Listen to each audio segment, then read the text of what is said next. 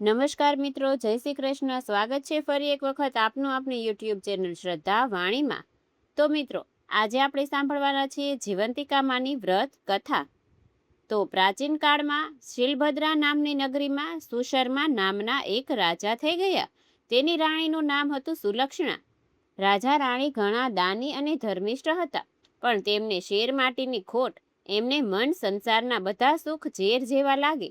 એક દિવસ રાણી સુલક્ષણા મહેલના ઝરૂખામાં બેઠા બેઠા બહાર જોગાનમાં રમતા બાળકોને એક ઈંટ હશે નિહાળી રહ્યા હતા.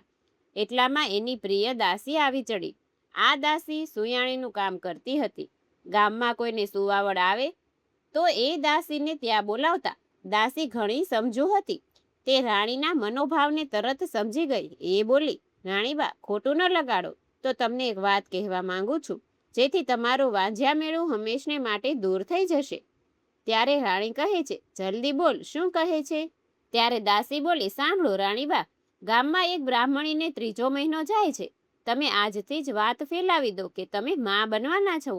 બસ ત્યારબાદનું બધું કામ હું સંભાળી લઈશ. પૂરે દિવસે બ્રાહ્મણીને જે બાળક જન્મશે તે હું તમને લાવીને સોંપી દઈશ. કોઈને કાનો કાન ખબર નહીં પડવા દઉં.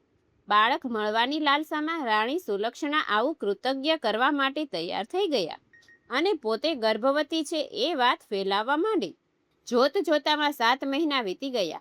એક દિવસ રાત્રે બ્રાહ્મણીને પ્રસૂતિની પીડા ઉપડતા દાસીને બોલાવવામાં આવી. મધરાત બાદ બ્રાહ્મણીએ એક સુંદર અને તેજસ્વી પુત્રને જન્મ આપ્યો. દાસી બધાની રજા લઈને રવાના થઈ. થોડી વારમાં તો ઘરના બધા ઘસઘસાટ ઊંઘી ગયા. દાસી ઘરની પાછલી બારીથી ચોર પગલે બ્રાહ્મણીના ઓરડામાં આવી અને બાળકને ઉઠાવીને ઘરની બહાર નીકળી ગઈ. એ સીધી રાણી પાસે પહોંચી ગઈ અને બાળક રાણીને સોંપી દીધું. રાણી તો ખુશાલ થઈ ગયા.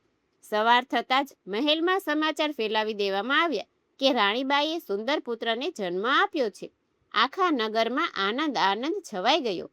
ઘરે ઘરે દીપમાળા પ્રગટી. આખું નગર ઉત્સવ ઉજવી રહ્યું. ત્યારે બાળકની સાચી માં બ્રહ્માણી વિલાપ કરવા લાગી. પુત્ર ગુમ થવાથી તે રડવા લાગી અને ટળવળવા લાગી.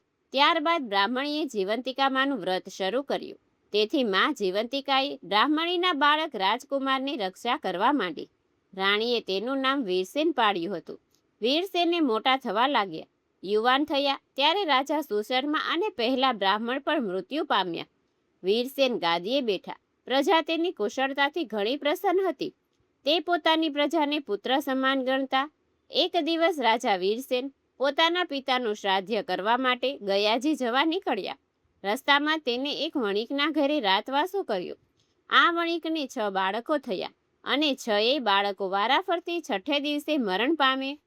આજે 7મા બાળકની છઠ્ઠી હતી અને વિધાત્રી લેખ લખવા માટે આવવાના હતા. ઘરના બધા ઊંઘી ગયા હતા. ત્યારે માં જીવંતિકા વીરસેનનું રક્ષણ કરવા બારણા પાસે ઊભા હતા. એ વખતે વિધાત્રી વણિક પુત્રના લેખ લખવા માટે આવ્યા. એટલે જીવંતિકા માતાએ આડું ત્રિશૂળ ધર્યું અને કહ્યું, દેવી વિધાત્રી, તમે અહીં કેમ આવ્યા છો? વાણિયાના દીકરાની આજે છઠ્ઠી છે એટલે તેના લેખ લખવા આવી છું, આમ વિધાત્રી કહે છે. ત્યારે જીવંતિકા માં કહે છે, બહેન, લેખમાં શું લખશો? ત્યારે વિધાત્રી કહે છે, એના ભાગ્યમાં જે લખીશ તે છોકરો સવારે મૃત્યુ પામશે. ત્યારે જીવંતિકામાં કહે છે, ના ના વિધાત્રી, એવું તમારાથી ન લખાય. હું તમારી મોટી બહેન અહીં હાજર હો અને તમે આવું અમંગળ ન લખી શકો. છેવટે વિધાત્રીએ જીવંતિકામાંની વાત માની અને બાળકને દીર્ઘાયુષ્ય લખીને ચાલતા થયા. સવાર થતાં વણિક પોતાના છોકરાને જીવતો જોઈને ખૂબ જ અચરજ પામ્યા. તેના હરખનો કોઈ પાર ન રહ્યો. તેણે વીરસેનને શુભ પગલાંનું માનીને તેનો ખૂબ જ સરભરા કરી. વીરસેન બીજા દિવસે જવા તૈયાર થયા. ત્યારે વણિકે ખૂબ જ આગ્રહ કરીને ફરીવાર આવવા માટે કહ્યું. વીરસેને હા પાડી. પછી ત્યાંથી ઘણા દિવસે ગયાજી પહોંચ્યા. ત્યાં જઈને પિતાજીની શ્રાદ્ધ ક્રિયા પૂરી કરી. જ્યાં એ પિંડદાન કરવા જતા હતા ત્યારે નદીમાંથી 2 હાથ બહાર આવ્યા. આ જોઈને વીરસેનના અચરજનો પાર રહ્યો નહીં.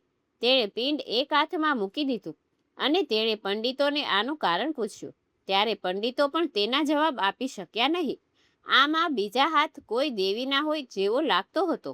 વીરસેને શ્રાદ્ધ ક્રિયા પતાવીને પાછા વળ્યા. રસ્તામાં પેલું વણિકનું ઘર આવ્યું.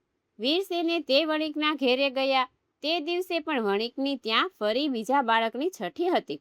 મધરાત થતાં પાછા વિધાત્રી લેખ લખવા માટે આવ્યા.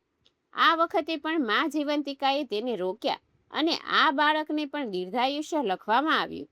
વિધાતાએ આજ્ઞા માન્ય રાખી. લેખ લખીને પાછા ફરતી વખતે વિધાતાએ પૂછ્યું, દેવી જીવંતિકા, તમે આ વણિકના ઘેરે કેમ પધાર્યા છો અને આ રાજકુમારનું રક્ષણ શા માટે કરો છો?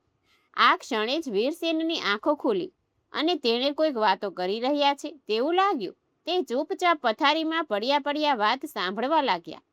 ત્યારે જીવંતિકા દેવી વિધાત્રીને કહે છે કે દેવી વિધાત્રી, આ બાળકની માતા વર્ષોથી શુક્રવારે મારું વ્રત કરે છે.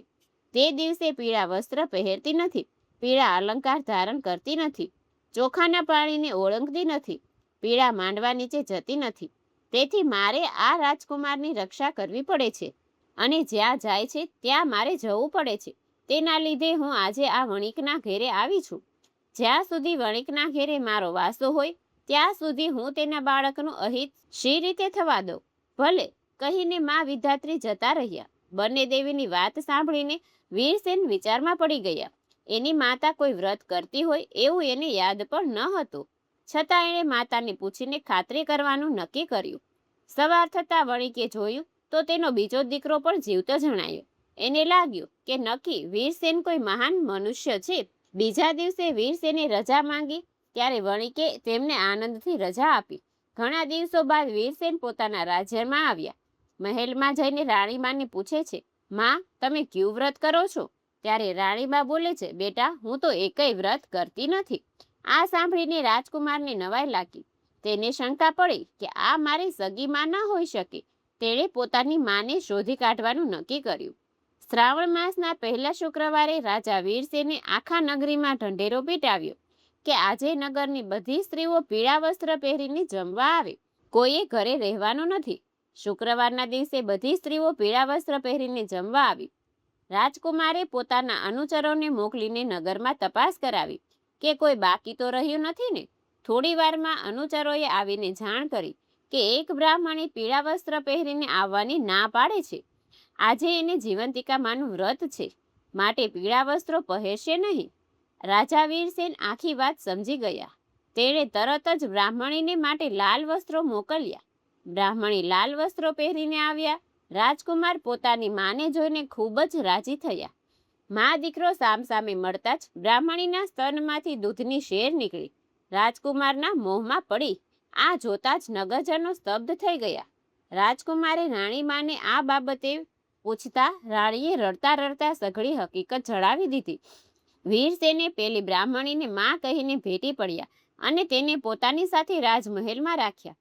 જીવંતિકામાના વ્રતના પ્રભાવથી બ્રાહ્મણીને પોતાનો ખોવાયેલો પુત્રો પાછો મળ્યો અને માતાજીએ તેનું હંમેશા રક્ષણ કર્યું.